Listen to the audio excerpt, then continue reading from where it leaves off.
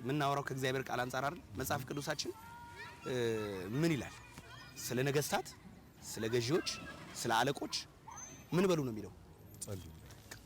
መጽሐፍ ቅዱስ ጸልይ ካለኝ የእግዚአብሔር ቃል ጸልይ ካለኝ ወይዘሮ ከሌ ወይ አቶ ከሌ አትጸልይ ስላለኝ የሚቆም ነገር የለም። ጸልዩ ሲል ተቃዋሚዎች ጸልዩ ወይ ደጋፊዎች ጸልዩ አይደለም ያለው። በቃ ሁላችሁም ጸልዩ። ምክንያቱም ለነሱ ስንጸልይ ክፉ አያገኛቸውም። አገሪቷ ትጠበቃለች። ለነገስታት ስትጸልይ ለራስ ነው የምትጸልየው፣ ለሀገር ነው የምትጸልየው፣ ለልጆች ለትውልድ ነው የምትጸልየው። አንተ ካልጸለይክ ደጋሚ ያለ፣ ጠንቋይ ያለ፣ ማተተኛ ያለ፣ ሟርተኛ ያለ ሊያስር የሚፈልግ የሱ ፓወር በልጦ ከመጣ አገሪቷን ዲስትሮይ ሊያደርጋት ይችላል። ስለዚህ ላይፍ ኢዝ ስፒሪቹዋል whether we believe or not ብናምንም ባናምንም ህይወት መንፈሳዊ ነው።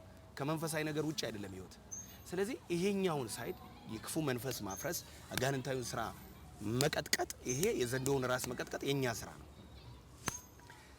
ስለዚህ እጸልያለሁ። ለሀገር መሪዎች መጸለይ፣ የሆነ ፓርቲ ደጋፊ የሆነ ፓርቲ ተቃዋሚ መሆን አይጠበቅብኝም። ደጋፊም ሁን ተቃዋሚም ሁን ለመሪ መጸለይ ግዴታ ነው። መጽሐፍ ቅዱሳዊ ነው። ስፒሪቹዋል ኦርደር ነው። ስለዚህ የሆነ ፓርቲ ደጋፊ ነው የሆነ ፓርቲ ደጋፊ አይደለም እንደዚህ የሚሉ ሰዎች የሱን የእውቀት ውስንነት አምጥቶ ለኔ በሱ እውቀት ውስንነት እኔን ጀጅ ማድረግ አይችልም። ሌላው ቤተክርስቲያን ብሔር የላትም። ቤተክርስቲያን ፓርቲ የላትም። ደጋፊም ልትሆን አትችልም፣ ተቃዋሚም ልትሆን አትችልም። ቤተክርስቲያን ደጋፊም ተቃዋሚም ከሆነች ከሃይማኖታዊ ተቋምነት ወጥታ ፖለቲካ ፓርቲ ነው የምትሆነው። ልክ ነው። አዎ፣ ከሃይማኖታዊ ስርዓቷ ትወጣለች ማለት ነው። ስለዚህ ባጭሩ የመንግስት ደጋፊ የመንግስት ተቃዋሚ የመሆን ፕላንም ሐሳብም የለኝም። የተጠራነው ጥሪ ከዚህ ዓለም ካለው ፖለቲካ ይበልጣል።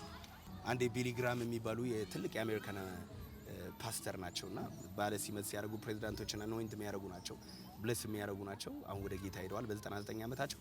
ቢሊ ግራም አንድ ጊዜ ይሄ አሁን ትራምፕ ያለበት የሪፐብሊካን እንትን ተሰብስበው በቃ ከዚህ በኋላ አንተ የአሜሪካ ፕሬዝዳንት ልትሆን እንፈልጋለን አሉት። እንዴት ከወንጌላዊነቴ አንሼ ወርጄ እንዴት የአሜሪካ ፕሬዝዳንት ሆናለሁ ብሎ ዲና ያድርጓል።